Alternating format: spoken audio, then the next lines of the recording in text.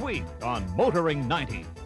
Turn the burner pressure up to try to get the car into the 5-second area, and right now I'm just hoping we haven't turned it up too much and we're going to have a flame out or something like that. Toronto was the first city to have streetcars, which was a real important event for Toronto. Certainly still is. Motoring 90 is brought to you by Quaker State. The big Q stands for quality. Always has, always will.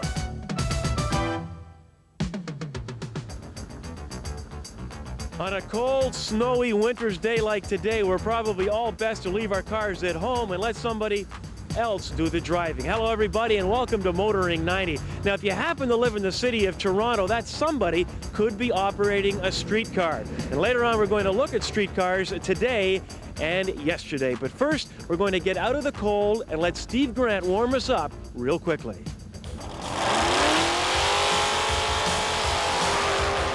If drag racing is your game, then there are two things you have to get used to in a hurry. The smell of burning rubber, and oh yeah, the noise. The beauty of drag racing is that anyone can compete. All you need is 4 wheels, a gas pedal, and a safe vehicle. I've been involved with drag racing now for about 18 years, both in North America and Australia. We started originally in Australia in the mid-60s.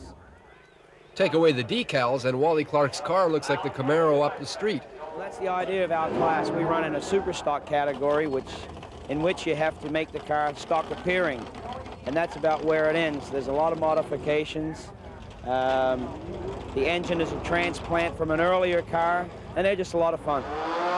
The street rods are quick, but when it comes to filling the seats, nothing compares to the jet cars.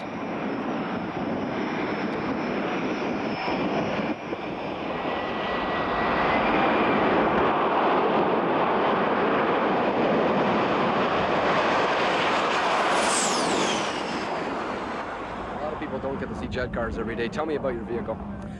It's a dragster style, the long skinny rail style, and 27 feet long, weighs 1,350 pounds, and it's powered by an engine that's normally used in a trainer fighter plane, an F-5 Freedom Fighter in the United States. I've run 287 in the car. That's the fastest I've ever run, with an elapsed time of 5.49 seconds, which is a record for jet cars. We're still always trying to go quicker and faster, but sometimes the weather affects that. So today we'll be running a little slower than we did last night when we ran 278. This is Northern Force, the car that Bob Elliott is racing this weekend. It looks a little bit like a Chevy, but when you raise the hood on this, you see that it's much more than a car, jet.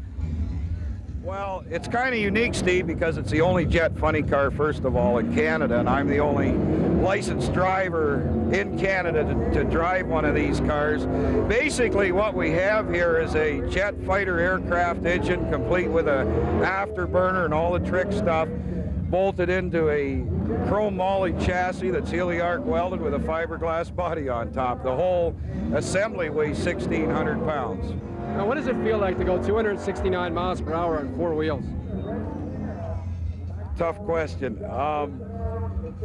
Things happen fast. What you're doing is really trying to get a peripheral vision of everything that's happening as you're going down the racetrack. It's a little better than a 3G launch, 1G being 1 times the weight of your body pushing against your body.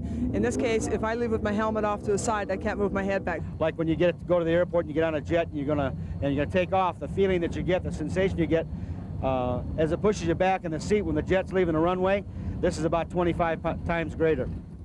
I believe 270 is probably bordering on becoming dangerous, and at 270 miles an hour, when we pull the parachutes, this car will wheel stand 2 and 3 feet sometimes, and that just goes with the deal. So I think we're approaching the maximum speeds. Elapsed time-wise, I think we can probably safely run the cars into the 5.5 second area.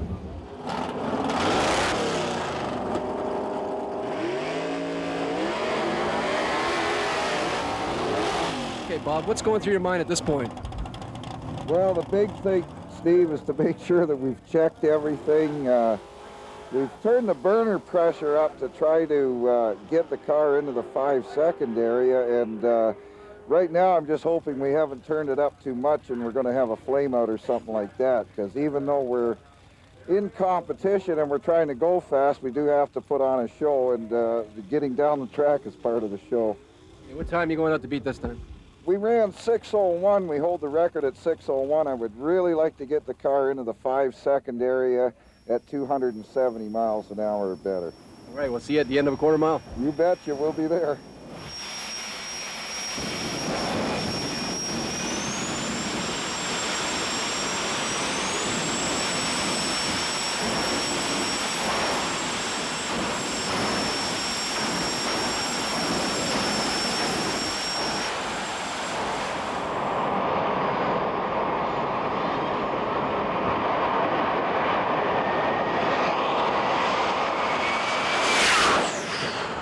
Bob, 607, but more importantly, 272 miles per hour. You have the fastest jet car anywhere now, I guess. We sure do, Steve. And I'll tell you what, it felt like it on that run. I could feel the G-force, and when the parachute hit, I come up in the seat, and I knew it was a good one. Another day at the races. Another day at the races. Well, obviously we don't need our wipers on a day like today, but when the weather does get miserable, you can't drive without them. So it's necessary to make sure they're in proper working order. And who better to ask about the windshield wipers and blah, blah, blah, blah. Let's try it again. Well, that's it for this special edition of Motoring 90. We want to thank Chief Shanahan and the entire Toronto Fire Department for letting us give you a peek at some of the latest firefighting apparatus on 6 wheels. That's it for now. We'll see you next week on Motoring 90. And the lights are supposed to go on the side. Oh, stop.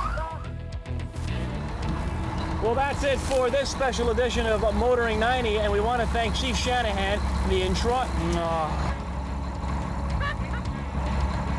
Sorry. It won't happen again, I promise. Still ahead on Motoring 90, Graham's Picks.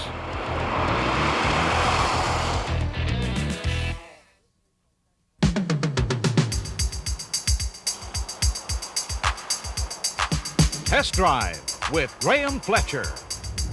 Over the past 12 weeks, we've looked at some of the cars that are going to take us into the 1990s. However, before I give my final review of these vehicles, I'd just like to pause and reflect on some of the more major advancements made during the 80s. In 1980, the majority of domestic product was rear-wheel drive. Anti-lock brakes were only found on the more expensive European imports, and because of the perceived fuel shortage looming, the push was on to downsize both engines and cars to prolong this limited supply. By 1986, practically all of the full-size rear-wheel drive vehicles were now front-wheel drive and being powered by smaller, more economical engines. Since then, the front-wheel drive trend has expanded to the point where it's difficult to find a traditional rear-wheel drive North American car.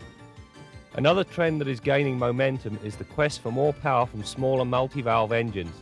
The car that personifies these changes the best is perhaps the Ford Taurus. At the time of its debut, its appearance was radically different from the norm. The engine was mounted transversely and powered the front wheels. To ensure Ford did not miss out on the burgeoning performance market, they added the SHO model. This model is powered by a multi-valve V6 engine manufactured by motorcycle maker Yamaha.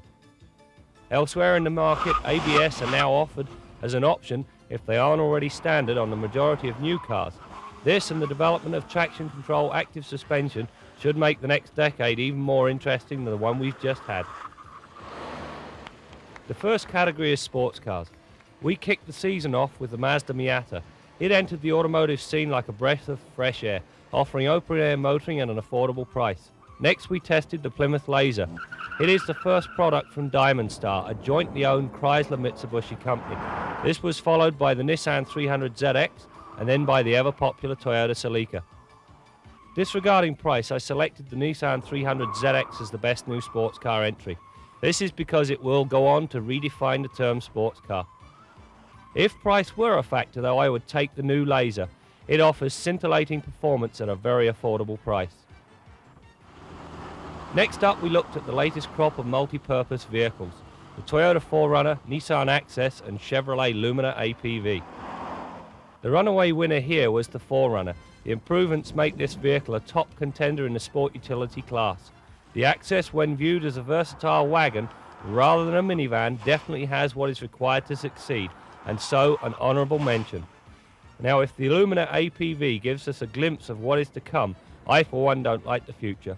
The inherently bad forward visibility and mediocre performance and handling characteristics just don't have what it takes to challenge the competition. Simply put, a little too late. Now to a couple of nice family sedans. The Olds Cutlass Supreme International and the Acura Integra.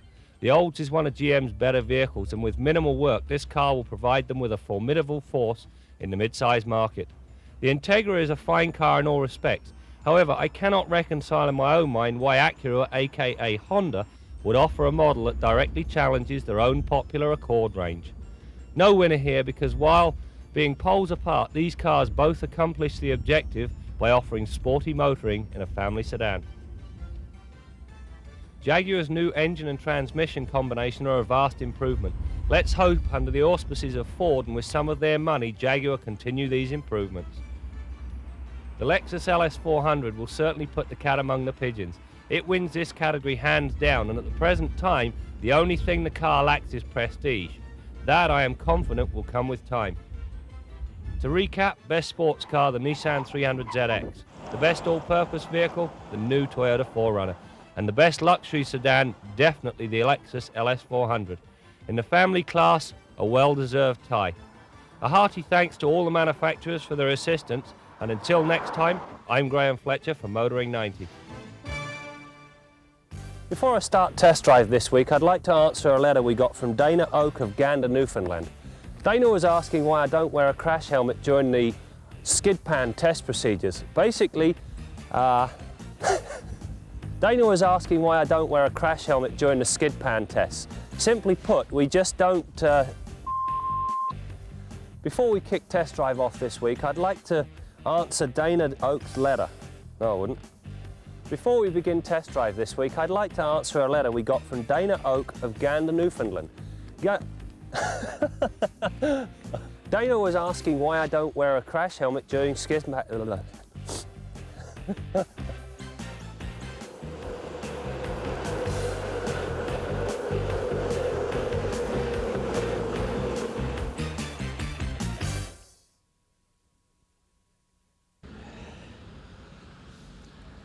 You're looking, obviously, at a streetcar. Why are we standing here at a streetcar stop in downtown Toronto? Well, because it leads us nicely to our next story, all about streetcars. Here's Sandra Neal.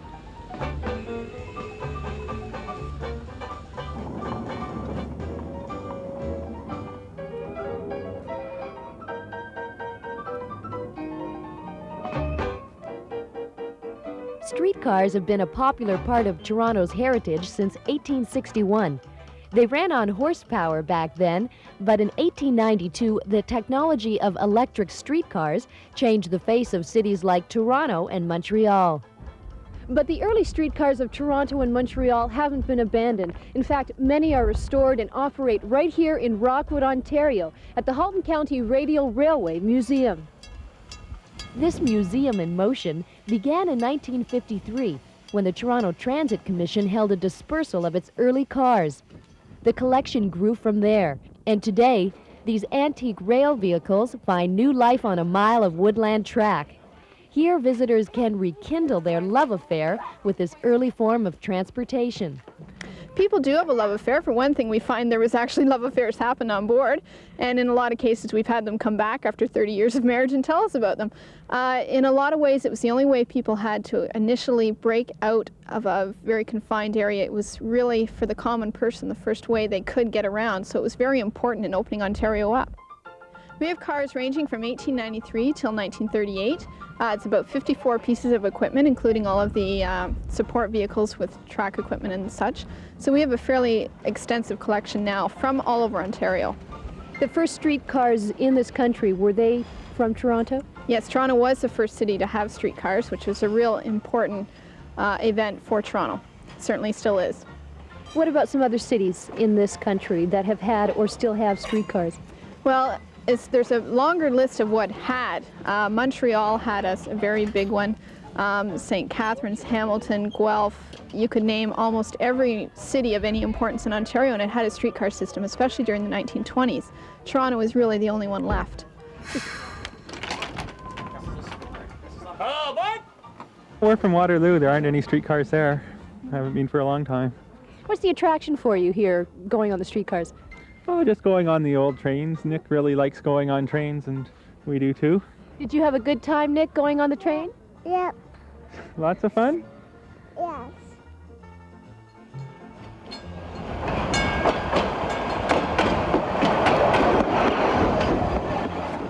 Did they have heating in the streetcars of the 20s? 20s, yes. Largely a coal stove. This car had a coal stove in it, but it was converted later to electric heat, which can drive you out on the coldest days now, except for opening the doors. The original system of heating in streetcars, though, was straw on the floor. Now, how much did it cost to have a streetcar ride back then? Generally, the fare was about a nickel. We're a volunteer group.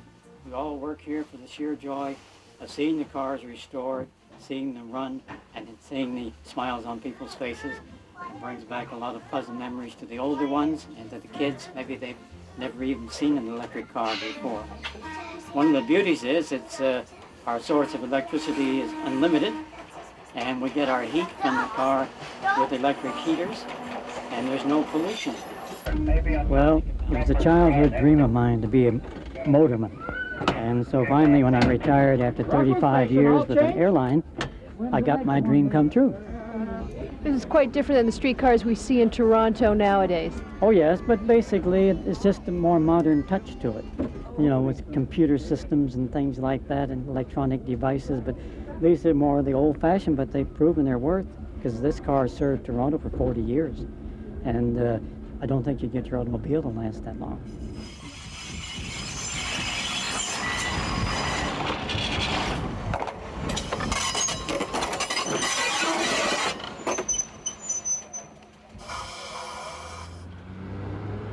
Back in Toronto, the only city in Canada to operate streetcars today, more than 300 of them trek through the metropolitan area. But according to Steve Monroe, Toronto streetcars would only be seen in museums if it weren't for his committee called Streetcars for Toronto. We started off, we had the help of several members of City Council in 1972. City Council voted unanimously supporting our position, and the TTC accepted our arguments and reversed their long-standing policy of getting rid of the streetcars, and that's why there's still streetcars running here today. However, my worry is that we don't get into another round of what we saw during the late 60s and early 70s, where the system is allowed to fall apart, and the fact that it's falling apart is then used as an excuse for getting rid of it. Well, we're now going to join our resident mechanic, Bill Gardiner, and each week Bill is giving us tips. Well, this week he's going to go back and look at some of his best and most useful tips on caring for our cars. Now, there's a lot of connections inherent in a starter circuit, some external and quite a few internal connections in the starter. And when your starter motor becomes worn, you can quite often get one or two more cranks when it fails just by getting underneath the car and giving it a little crack. Have somebody inside to crank the car, in park, of course, with the emergency on. Give it a couple of taps, and quite often it'll go. It'll get you into the shop or get you home that one or two times. Here's an example of a part that I quite often come down here for, a wiring harness connector. Just the other day we had a vehicle that would quit if you pulled or wiggled the harness, push it back together, it would run. Now this vehicle's already got the engine removed, and they're not interested in a little piece of harness like this. Now, if you had to go and buy this, you couldn't buy this individually. You'd have to buy the entire wiring harness, hours of labor to put it in. It's really expensive. Come down to a place like this, you cut this plug off the harness, leave 6 inches of wire, go back to the shop, make your connection away from the plug, and tape it carefully, and it's a perfect fix. These connectors are still perfectly serviceable. Now, here's a good tip for replacing those heater hoses when they're too hard or leaking. Remove the clamp and slide it back, but don't fight the hose off that fitting.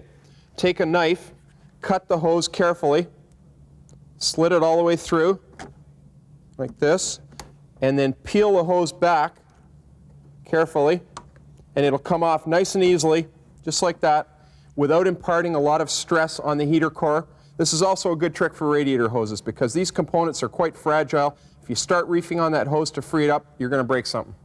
Here's something we're all familiar with, jumper cables or battery booster cables, and you've probably used these before, but you may not have used them correctly. There's an important procedure for safety's sake here.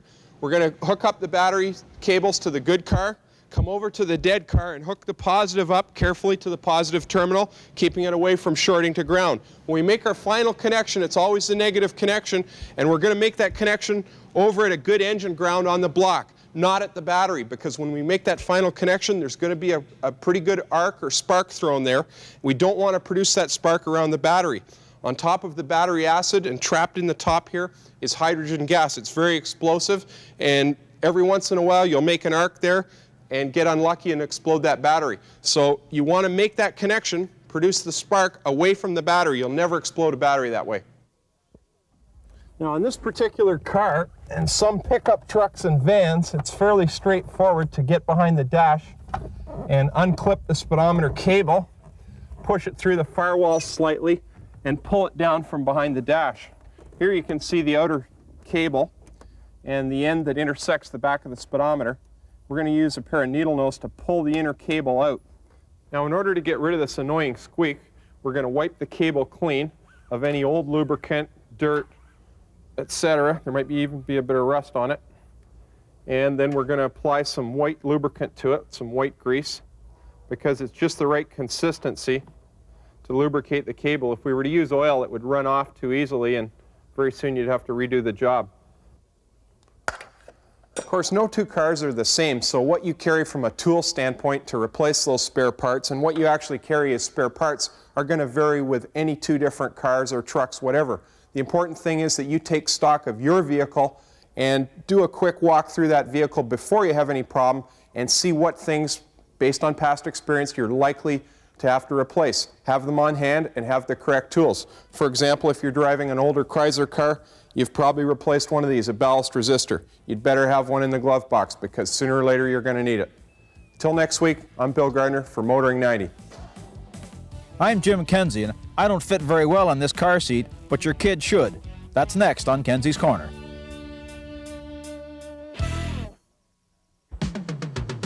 Kenzie's Corner with Jim Kenzie. I don't know about the province that you live in, but in Ontario the law is clear. If you have a kid in a car, he or she must be strapped into a car seat. Now there are various regulations about height and weight and age, but seriously folks, do we need the government to tell us how old our kids have to be before we buckle them up? Let's be serious, let's get these kids buckled up. And yet every day I see mom and pop driving down the street, they've got their seat belts on, but Junior's standing in the back seat. Standing on the back seat. One quick stop and he's a hood ornament on that Mack truck that just went past us. The ones I really like, though, are the ones that put Junior on their lap. And I'm not just talking the passenger's lap here. I saw one yo-yo driving down University Avenue in downtown Toronto with his kid on his lap while he was steering the car. How do these people find the washroom in the morning? Now some of you are saying out there, but my little Johnny's too active. He won't sit still in a car seat. Well, listen, I've got 4 kids aged 2 through 12, and I'll stack them up against anybody's when it comes to being active. They've learned from day one, and I mean coming home from the hospital, the car doesn't move until the seat belts are done up. So remember, folks, this is the future generation of our country we're talking about here. Let's give them a chance. This is Jim Kenzie for Motoring 90. Well, that is it. We are all out of time. As for me, my car's arrived. I'd better catch it. So we'll see you next week for more of Motoring 90. Motoring 90 is brought to you by Quaker State. The big Q stands for quality. Always has, always will.